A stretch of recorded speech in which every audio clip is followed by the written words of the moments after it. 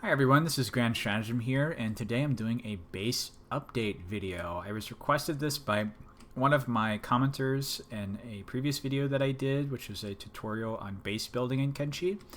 And as you can probably tell though by the title of this video, I am also going to show you where I think the best base building location in Kenshi is.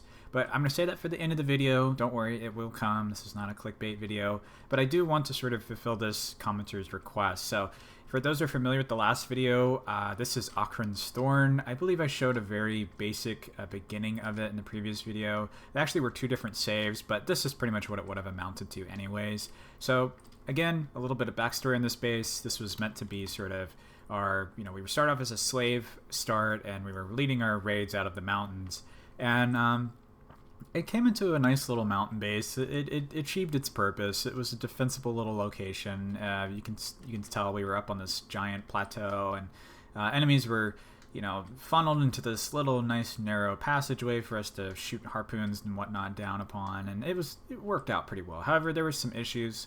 Enemies did come up this second path, and even though I walled it off, they just kind of like attack their way through, and then they kind of get a little weird with their pathfinding and walk all the way back around and end up at the gate anyways, and it was a little awkward. I didn't really particularly care for that. Also, if you notice, there's not a lot of room up here. I was actually starting to run out of room. There's a lot of uneven areas. We got a lot of up and down areas, and it's hard to build on very uneven terrain in Kenshi. You can make it work, but it's going to look kind of crappy in my opinion, and I wasn't really super enthusiastic about that. And as I started to expand, I actually had to start going over to this area, which sort of foregoed the second tier of defense that I had up here. So that wasn't really ideal. And also another major issue I had was just like the fertility. I'm not going to bring up the prospecting map because I don't have my science character nearby, but just take my word for it that the fertility up here is awful. There was a few little cheat areas I could use, obviously, because I do have some crops, but I really had to make these work. Like, they were very specific to where the fertility was on this plateau, and it was a little gamey a little bit because like some of these areas were like in the green region somehow, even though this is clearly an arid region. But I mean, for the most part, it worked. I have a nice little humble little crafting little cooking room here, and I got the little research bench on top, and I got some harpoon turrets to shoot down onto our enemy. So I mean, it was a general purpose building. Over here we have our armory. I kind of just threw the crafting benches in here. Not much to say here. Just has pretty much everything you can think of, and this isn't the greatest building that I really used to lay out for this, and we'll see a better one later on. Over here we have the beginnings of a barracks, but I just kind of stopped. I kind of got bored with this save, and I have some beds up here. But again, like the base, like it works, but there are better. So what we're going to do is we're going to go ahead and go over to my next save that I was working on. And let's see if we can actually start from an earlier version of the save here. And we're going to go ahead and just show off the base. It's going to take a little bit to load in here. But what I decided to do with this save in particular was actually to, instead of... Oh, yeah, here we go.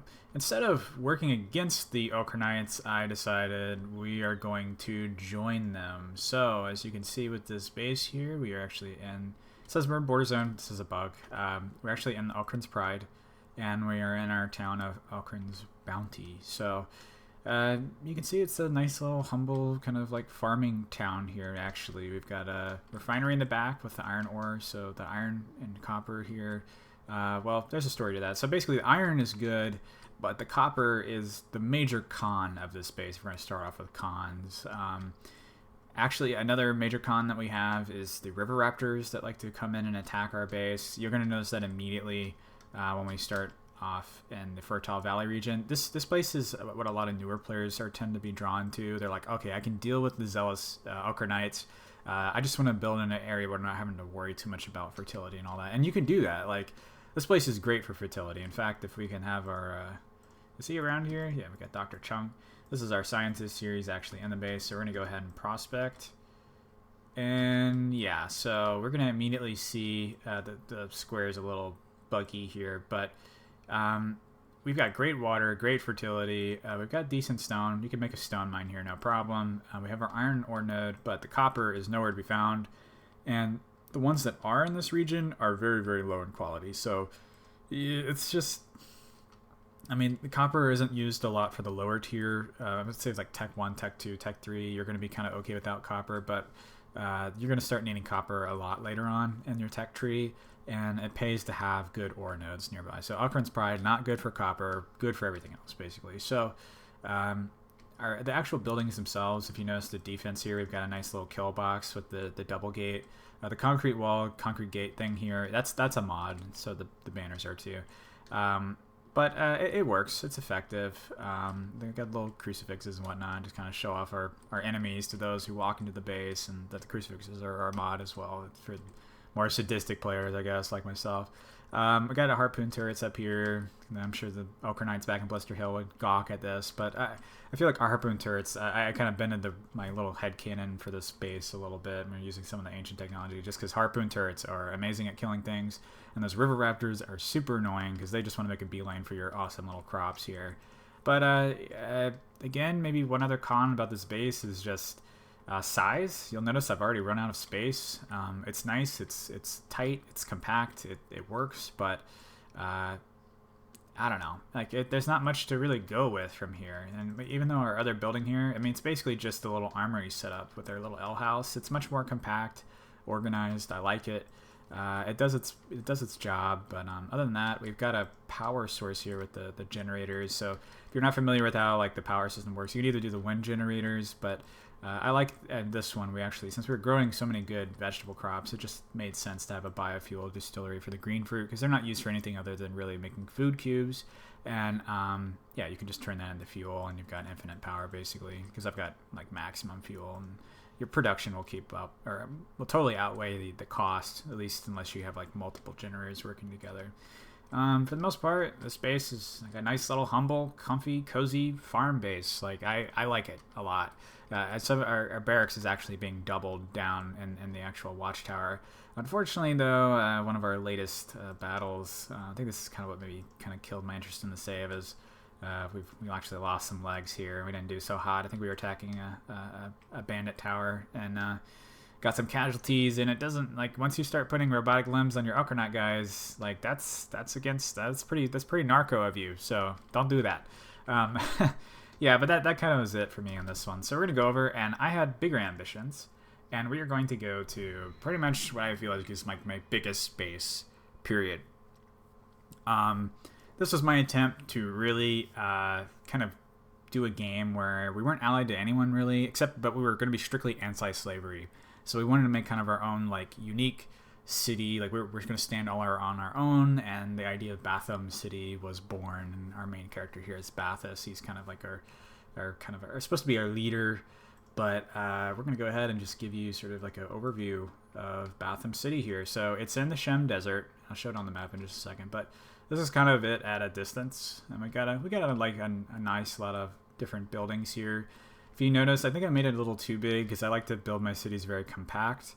And we've got little compact cells, like I've got a nice little compact group of buildings over here, and the same thing in the middle, but then we got a lot of dead space, and I'm not a big fan of that, but I'll explain why that happened in a second.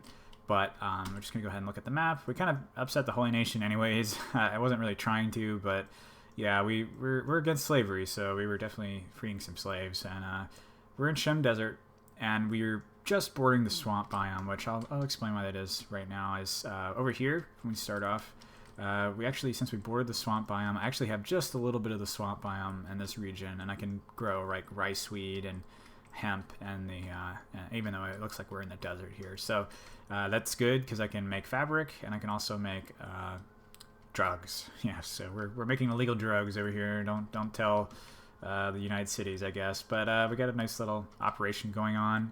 And over here, we have a not really fleshed out area, but it's for copper and electric works and whatnot. Again, one con of this base in particular is I have no copper. This is the only copper node I have. It's over here by this tree. I had to use a mod for the copper ore drill, which I think should have been in the base game anyways, because they have the iron ore drill, and it works the same exact way, where you can pop it down near a node and it'll still allow you to generate resources. And as you can see, it was really effective for me here because I didn't want to build outside the bounds of my base. I tried doing it.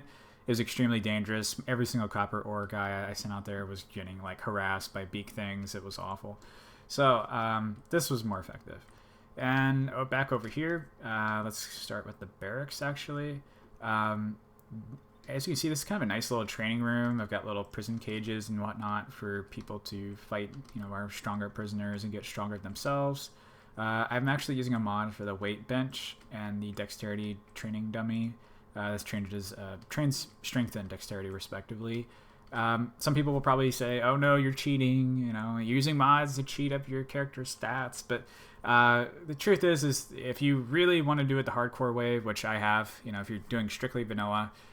Basically, get used to using a wakizashi or a katana to train up all your dexterity, and the only reason why you do that is because they're fast attacking, high cut damage weapons. That's how you train dexterity very efficiently in this game.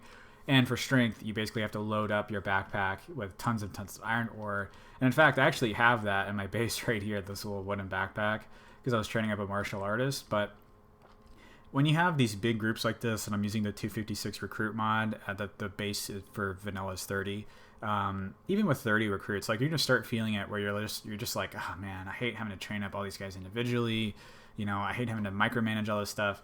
I feel like there should have been some sort of base way to train up some of your base stats, like in the vanilla game, and they're a little bit less micromanaged and tedious, if that's the right way to put it, I guess. Because I feel like if you guys can build prison cages and lug around all the steel and everything, they should be able to build a weight bench. It makes sense. Okay, up here in the second floor, we have our beds and everything. Got a nice little barracks situation set up. I really like this half circle design, I guess.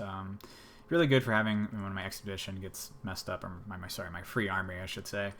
They can rest up pretty quickly. Over here we have another armory, much more tighter and condensed than I'd say even my Holy Nation run, but it's very, very similar, and I just really like this layout. I've got my two, my heavy armory and my weaponsmith over here, and the plate beating station, and we got our storage units. I don't like having them all like strewn out all over the place. I know some people's bases look like a snapshot about the Factorio game or whatever. And that's all good and well for them. Like, I understand the reasons behind it, but I like having like just one storage bin for each thing, and it's not as efficient as it could be, but it looks nicer in my opinion. They don't look like a giant like industrial city running around or whatever. Over here in this building, this is the kind of the electrical engineering bay, if you want to call it that. I think we've got electrical workbench here. I got our skeleton repair beds because we're not bigots. We like all races here, including skeletons. So they can come here and they can rest up. And yeah, it's a nice little area. We got a medical bench and a skeleton limb bench, so we can make robotics and whatnot. So yeah, that works out pretty well. In the middle here, we actually have a farm. So we got our cactus, wheat straw. This is making tons of dust switches for us with a nice little adjoining farm here with the storm house. And then over here in this little Y connecting building, this is kind of where all the cooking happens. We got our bread oven. This is not super filled out, I would have to say, but I kind of kept it empty just for pathfinding issues. And here's our food store, which has tons and tons of dust switches. Even though we got a huge city, I would say like having 3 cactus extra large farms, 3 wheat straw extra large farms, like you're gonna have no issue keeping up with. This is like, let's say 30, about 30 to 40 people, no problem. And I still have enough food to like send out on expeditions with my bull here, Ironside. So, and over here we've got these 2 other buildings that are connected. So here we kind of have our throne. This is throne room. This is sort of like the central Capitol building, if you want to call it that. And we got Beep over here actually. So I guess he's now the resident mayor, as it were. So we got Mr. Beep. He's one of my favorite characters, companions in this game, and he's over here in his penthouse, I guess. He loves to run over to this bed here, and I guess he just wants to be the mayor every single time he gets hurt. So, yeah, we got a little research area over here. It looks kind of nice, and nothing on really the roof, but we're going to actually use Beep to come over here, which I've kind of deigned this to be the prison yard. Now the railings here in this little swamp building thing, these are both mods, along with the crucifixes, obviously. But over here, we actually have our little prison area. We got tons of little prison cages and whatnot. So this is supposed to be kind of our prison yard, and we can kind of fight our prisoners here too if we wanted. And I would assume it's kind of like adds that flavor of like, yeah, we're punishing them out in the prison yards and whatnot. We theoretically have, a guy up here kind of watching over them. And I don't know.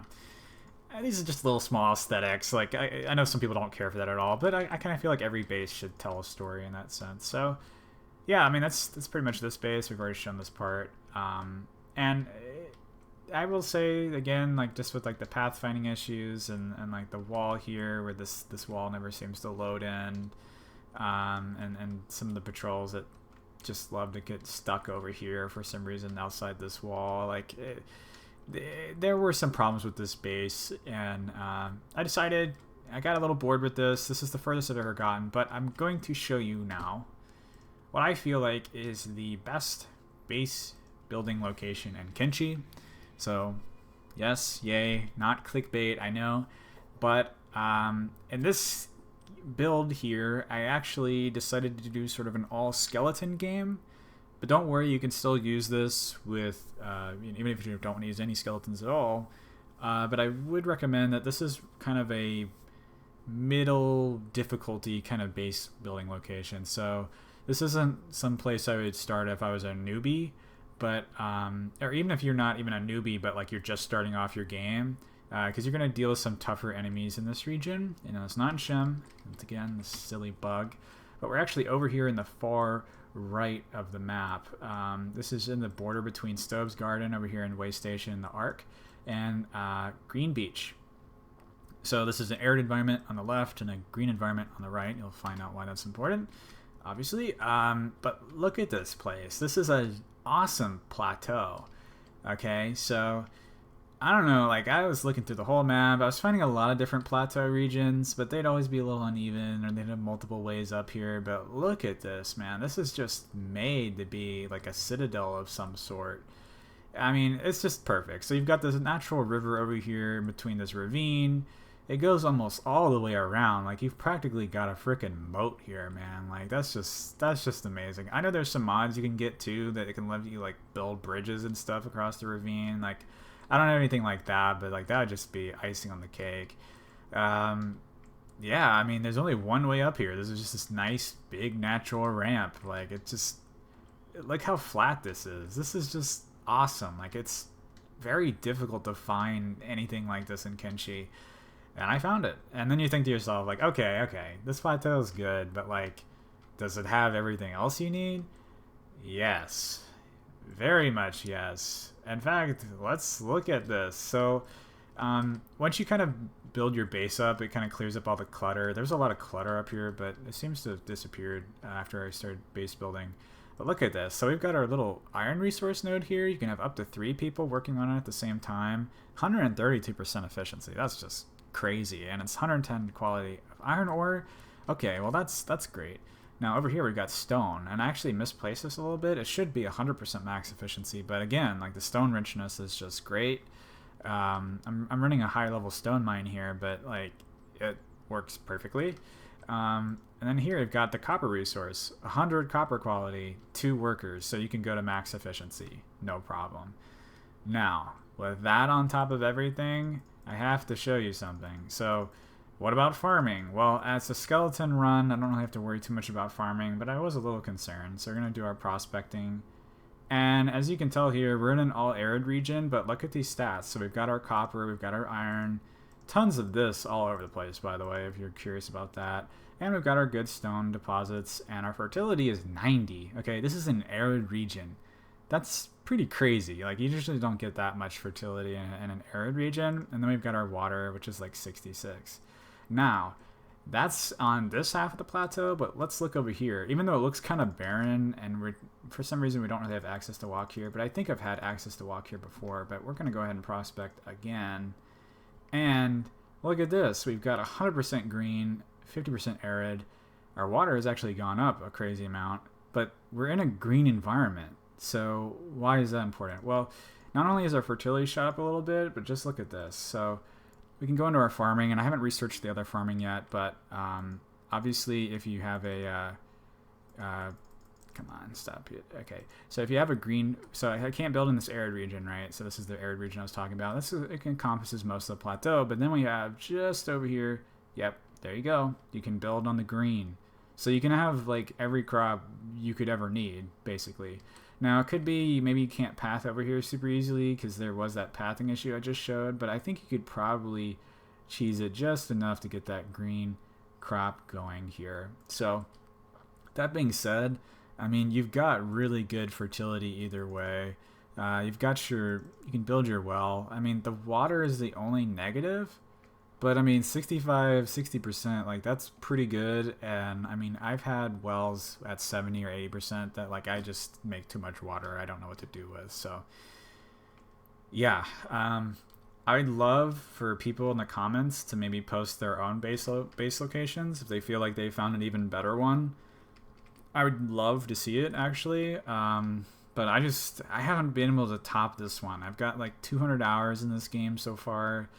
I love this game, but I mean, like if I can't, like I just can't really find a negative with this. If anything, I can't really do the kill box strat as easily. But like, just look at this. I mean, I don't have all the harpoons set up yet, but you can have 5 harpoons just like rail down on anything before they can even make it up the ramp here. And I think you actually get the height bonus just because we're up on a plateau.